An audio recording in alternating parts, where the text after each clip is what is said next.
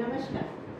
आज मेरा सौभाग्य है कि हमारे साथ हैं स्वामी अनुभवानंद जी। यूट्यूब पर हजारों घंटे की रिकॉर्डिंग, सनातन धर्म का प्रचार प्रसार करना ही जीवन का ध्येय है। और सबसे अच्छी बात जो स्वामी जी की है, वो लोगों को खुश रहने की महत्ता को बताते हैं और इन्हें स्माइलिंग स्वामी के नाम से हम सभी जानते हैं। आज इस बातचीत के दौरान स्वामी जी आपका बहुत स्वागत है। और आज मैं जानना चाहूँगी आपसे, आपकी एक किताब हमने पढ़ी थी शुरुआत में, आज से सालों पहले, हु एम आई। तो मैं चाहती हूँ इस किताब का जो एक सारांश आप दर्शकों के सामने रखिए, क्योंकि सब लोग इतने लकी नहीं होते हैं कि उस किताब को पढ़ पाएँ।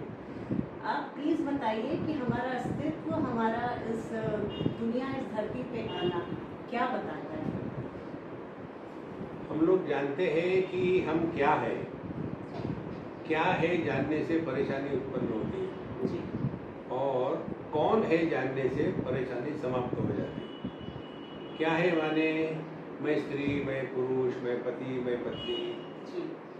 और मैं कौन हूँ माने क्या मैं स्त्री हूँ, क्या मैं पुरुष हूँ, क्या मैं पति हूँ, क्या मैं पत्नी हूँ।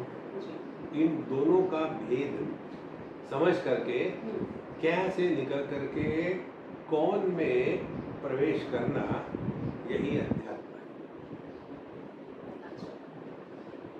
शायद बॉडी कॉन्शियसनेस से अलग होके हम लोगों का जो स्वरूप है, जो आत्म स्वरूप है, उस पर हम अगर जाएं तो हम अपने को बेहतर समझ सकते हैं। हाँ, वही बात है। क्या है तो बॉडी कॉन्शियसनेस ही होता है ना। जी जी। हम आपको शॉर्ट में बता रहे, आपके पास कितने 25 प्रश्न है? 10 है। हाँ। ठीक है।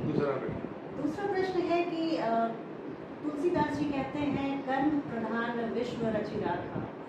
तो और फिर ये भी कहा जाता है कि ये पूरा संसार जो है माया जाल है, वेब ऑफ माया में हम लोग एंटैंगल्ड रहते हैं। तो फिर कर्म पर इतना जोर क्यों दिया जाता है? देखो, आदमी आलसी बन जाएगा। कर्म करने का अधिकार केवल मनुष्य को है। जी।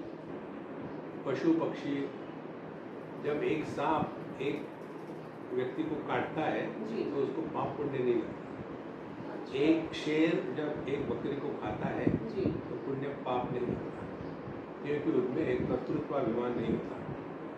अच्छा। और इसीलिए मनुष्य को ये होता है कि मैंने ये तीर मारे, मैंने वो तीर मारे, और इसीलिए जी। उनको ये परेशानी है। तो बुरे कर्मों से हट करके अच्छे कर्मों में लगो। जी। बुरे कर्मों से हटने के लिए आपको 2 प्रकार से बताते हैं। जी। एक तो आपको डराते हैं, यदि बुरे कर्म करोगे तो नरक में जाओगे। जी। और यदि अच्छे कर्म करोगे तो तुम्हारा मन शांत प्रसन्न होगा। शांत प्रसन्न मन में ही आनंद होता है। इसीलिए अपने आप से बचने के लिए आदमी को बिजी रखना चाहिए।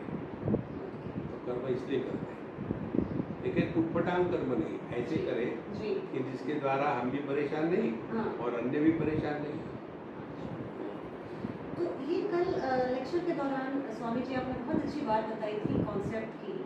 तो ये जो स्वर्ग नरक की जो अवधारणा है, ये कॉन्सेप्ट है, या हमें मरने के बाद स्वर्ग नरक मिलता है, या हम इस जीवन में ही जो हम अपने सुख दुख को भोगते हैं वही स्वर्ग नरक है और सब कुछ हम बराबर करके फिर आगे की यात्रा में जाते हैं? दोनों ही स्वर्ग नरक है। नरक माने क्या? नर माने मनुष्य और नरक माने मनुष्य। अच्छा। ये जो कोश लगाते हैं ना, उससे शब्द के अर्थ में कोई फर्क नहीं होता। इसीलिए जब आदमी दुखी है तो नरक में है, प्रसन्न है तो स्वर्ग में है, और दोनों के परे है तो अपने स्वरूप में स्थित है। तो दुख से हट करके माने नरक से हट करके प्रसन्नता में आना, और फिर नरक और स्वर्ग, अच्छा बुरा, इन दोनों के परे चले जाना, यही जीवन का लक्ष्य है। स्वामी जी, गीता में भगवान कहते हैं कि वृक्षों में मैं पीपल हूँ, रुद्रों में शिव हूँ और नक्षत्रों में चंद्रमा हूँ। तो जब हम ये भी कहते हैं कि भगवान जब कण कण में है, तो क्या सिर्फ इन्हीं चीज़ों में भगवान कृष्ण है और बाकी चीज़ों में नहीं है? अरे बाबा, वो विभूति है, वो विभूति योग है जी। विभूति माने विशेष प्रकार की अभिव्यक्ति। अच्छा। इसीलिए सब में वो है। हाँ। लेकिन सब में परमात्मा है तो क्या सबको परेशान प्रणाम करेंगे? नहीं जी। तो फिर हम किस में फंसे हैं? हाँ। हम रूप रंग में फंसे हैं, आकार में फंसे हैं। जी। तो सभी पेड़ पौधों को हम भगवान के रूप में स्वीकार नहीं कर पाते, इसीलिए कम से कम एक तो पेड़ को करो। अच्छा। और इसीलिए पीपल माने अंग्रेजी में भी है। हाँ। मनुष्य पीपल ही है। हाँ, पीपल। अच्छा स्वामी जी, अनकंडीशनल लव क्या होता है? अगर किसी माँ का अपने बच्चे के प्रति अनकंडीशनल लव है तो क्या उसको वो अच्छी शिक्षा नहीं सिखाए? क्या कभी उसको हाश भी पढ़ना पड़े उसके सामने तो वो ना करे? वो अगर गलत रास्ते पे जा रहा है तो उसको नहीं मना करे? उसकी ड्यूटी क्या है? देखो, अनकंडीशनल लव नहीं होता माँ का जी। ये भ्रांति है। अच्छा। ये केवल हाँ। उसको अपने मई का ही उसमें ज्यादा महत्व होता है। अच्छा। बच्चा नहीं। अब कोई बच्चा समझो जी। अच्छी क्लास में पास होता है तो माँ को जो अभिमान होता है बच्चे के पढ़ाई का नहीं, जी। मेरा बच्चा है इसका। असली प्रेम क्या होता है? हाँ। कोई भी बच्चा फर्स्ट डिवीजन में आ जाए खुशी। और आपको खुशी हो, वो असली प्रेम है। अच्छा। तो बाबा जीओ का प्रेम असली होता है, जी, जी। माताओं का प्रेम आसक्ति होती है। और इसीलिए बाबा जीओ को किसी से कोई अपेक्षा नहीं होती, और ये माताओं को दुनिया भर की अपेक्षा होती है। मेरा लड़का ये करे, वो करे, ऐसा करे, वैसा करे, इसी में फंसी रहती है। इसीलिए माताएं जितनी दुखी होती है, हाँ। वो जितना दुखी करती है हाँ। शादी के बाद अपने ही लड़के को, जी। और कोई नहीं करता। तो स्वामी जी, ये इस पर थोड़ी प्रकाश डाल दीजिए। और क्या होता है अनकंडीशनल लव? अगर ये माता का तो नहीं होता तो फिर किसका? महात्माओं का, भगवान का, अच्छा। साधु संतों का। केवल साधु संतों का ही प्रेम अनकंडीशनल होता है, क्योंकि वो किसी के सामने कुछ सिद्ध नहीं करना चाहते। आप जैसे हैं एक्सेप्ट करते हैं। आगे। हाँ। अच्छा, ये भी बहुत बार बोला जाता है कि बी काइंड टू योरसेल्फ। इसका क्या मतलब होता है? ये जरा दर्शकों को बता दीजिए। बिल्कुल simple. Be kind to yourself means be happy. बाकी कुछ नहीं। अपने आप को छलो मत, दुखी मत होना। दुखी होना ये सबसे बड़ा महापाप है। पाप का फल दुख है और पुण्य का फल सुख है। तो अभी डिसाइड करो आप। हाँ। आप यदि सुखी हो तो आप पुण्यवान हो, और दुखी हो तो महापापी हो। इसीलिए बिल्कुल, इसीलिए बच्चा होने के बाद फादर को पापा कहते हैं ना। महापापी है, पापा है, और ये जैसे आजकल मैं देख रही हूँ कि बड़ा फैशनेबल सा हो गया है स्वामी जी बोलना कि मैं बहुत डिप्रेस्ड रहती हूँ, बहुत दुखी रहती हूँ, ज़माने भर का दुख पड़ गया है सर पे। तो ये कहीं ना कहीं हमारे ईगो से रिलेटेड है। हमारी इच्छा पूर्ति नहीं हुई तो हम अवसाद में चले गए, डिप्रेशन में चले गए। कुछ पाने की होड़ या कुछ खोने का डर। Depression is the luxury of the filthy rich people. जो दिन भर मेहनत करते हैं, खाना खाते हैं और पसीना बहाते हैं, वो डिप्रेशन में नहीं जाते। टाइम नहीं है उनके पास डिप्रेस। इन लोगों के पास डिप्रेशन के साथ इतना कुछ है ही नहीं। मेहनत करो फिर देखो फर्क पड़ता है। ये जितने भी डिप्रेशन, एक भी ऐसी केस नहीं है कि जिसमें कोई गरीब हो, वॉचमैन हो या कोई झाड़ू वाला हो वो डिप्रेशन में गया। और एक भी अमीर स्त्री पुरुष ऐसे नहीं है कि जो डिप्रेशन में नहीं है। और स्त्री ज्यादा डिप्रेशन में जाती है क्योंकि उनको वो काम तो कुछ होता नहीं। वो बेचारा हस्बैंड पैसे कमाता है, ये उड़ाती है, और फिर उसको अटेंशन चाहिए और वो नहीं मिलता तो फिर डिप्रेशन में। अब आपके लिए बेस्ट उदाहरण मैं दे सकता हूँ। सुधा, क्या नारायण मूर्ति, सुधा नारायण मूर्ति, उसका आइडियल अपने सामने रखो। सभी लेडियों उसका आइडियल रखो, फिर देखो जीवन कैसा मस्त रहता है। यूट्यूब पे एक वीडियो है, what is the secret of her happiness. उसको सुनो, पढ़ो, देखो और अपने आप को सुधारो। अच्छा, ये जो सुख दुख का जो बंधन है स्वामी जी, हमेशा कहते हैं कि अगर आपने सुख भी, आपने अगर बहुत सारा पाप भी किया है तो आपको भोगने के लिए जन्म लेना पड़ेगा, और बहुत आपने भर भर के पुण्य किए हैं तो भी आपको उसका सुख भोगने के लिए जन्म लेना पड़ेगा। तो हम लोग कैसे इसको बैलेंस करें, इस पुनरपि जन्मम पुनरपि मरणम के चक्र को कैसे इसको ट्रांसेंड करें? देखो, एक उदाहरण देता हूँ। समझो मैंने कुछ बुरा काम किया, बुरा का नहीं, पहले अच्छा काम करते हैं, ठीक है, पहले अच्छा काम किया जी। और मुझे भारत रत्न मिला जी। और मैं बिजी हूँ, ठीक है, तो मैंने तुमको बोल दिया हाँ। कि अनु तुम जाओ मेरे तरफ से ये भारत रत्न ले लेना, तुम अपनी बड़ी बढ़िया साई सूट पहन करके मटक मुटक करके वहाँ जाओगी और ले लोगी।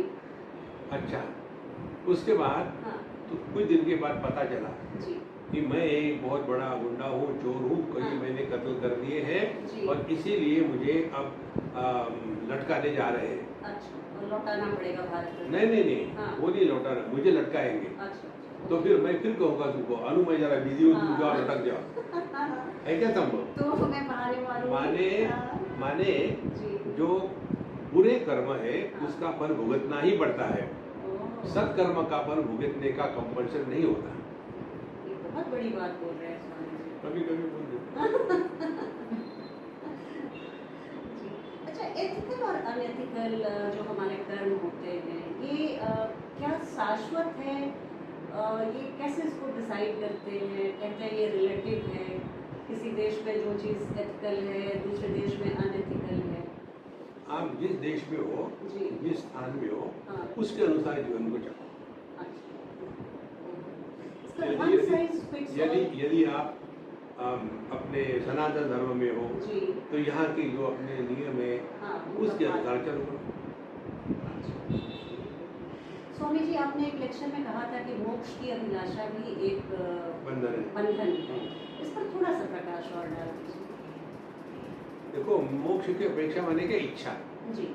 इच्छा माने यही कल्पना कि मैं बंधन में हूँ जी, यही तो बंधन है। अच्छा। बंधन में हो, दिखाओ कहाँ बंधन में? हाँ। कुछ नहीं, बढ़िया खा रहे, मोटे हो रहे, कहाँ बंधन में?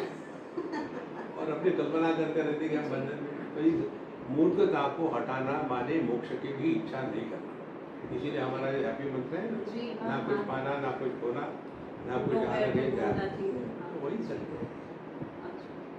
और एक चलते चलते अंतिम प्रश्न स्वामी जी, कुछ रिश्तों में हमको पता नहीं चलता है कि कहाँ तक इस रिलेशनशिप को ढोना है और कहाँ पे गुड बाय बोलना है। तो ये बहुत सारी हमने देखा है लेडीज़ को कि उनको लगता है कि अब टॉक्सिक रिलेशनशिप है तो यही उनकी नियति है, यही डेस्टिनी है, तो उसी में जीवन को निकाल देना है। तो क्या कहीं ऐसा कोई हम लोग लाइन ड्रॉ कर सकते हैं कि दिस फार नो फर्दर? बच्चा जब 6-5 साल तक होता है तब तक प्यार करो। 7 से लेकर 13 साल तक के उसको डिसिप्लिन सिखाओ, वैल्यू सिखाओ। 13 से लेकर के 19 साल तक के उसको ambition, achievement, success, inspiration, health, ये सब सिखाओ।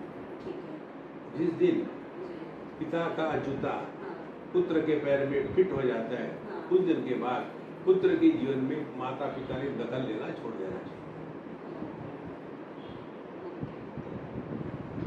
और स्वामी जी, अगर कोई बैड मैरिज में है, हर जगह हर दिन डोमेस्टिक वायलेंस से गुजर रहा है, तो उसको क्या करना चाहिए? उसको जाकर के और मारना चाहिए। दोनों को? दोनों को। जी। देखो, ये दुनिया ऐसी चलती है, कुछ नया कुछ नहीं है। यदि आप अध्यात्म चाहते हो, धर्म चाहते हो, तो ध्यान अपने तरफ रखो। भगवान कहते हैं भगवत गीता में, जब परेशानी होगी तो मैं आ जाऊंगा, यदा यदा ये धर्म मैं आ जाऊंगा।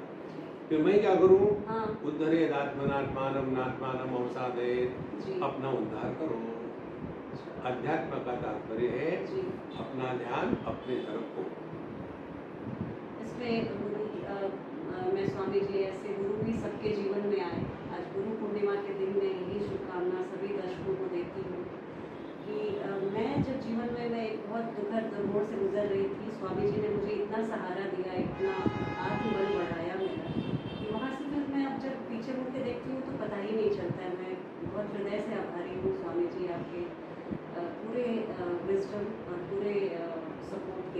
आपकी आपने जो भी मुझे अध्यात्म की शिक्षा दी, बस ईश्वर करे कि जब वो ऐसा समय आए तो वो याद रहे, मैं कुछ भी भूलूं नहीं। असली गुरु आपका वो परेशानी थी जिसके कारण आपके जीवन में परिवर्तन आया। तो वो जो परेशानी थी ना, वो आपके जीवन का भगवत गीता का पहला अध्याय है। पहला अध्याय क्या है? अर्जुन विषाद युग होना। जब तक के बीमार नहीं होता ना, तब तक के हॉस्पिटल में नहीं जाता। इसी प्रकार से जब तक के जीवन में समस्या नहीं आती, व्यक्ति के जीवन की धारा प्रभु की तरफ नहीं मुड़ती, वो बाहर भटकती है। और इसीलिए जो होता है वो ठीक होता है। ये सब भगवान की लीला चल रही है। इसमें ना आप कुछ हो ना मैं कुछ हो। ऐसे कई आके कई चले गए। ओम शांति शांति शांति। बहुत अच्छा, बस आपकी कृपा बनी रहे हम सब।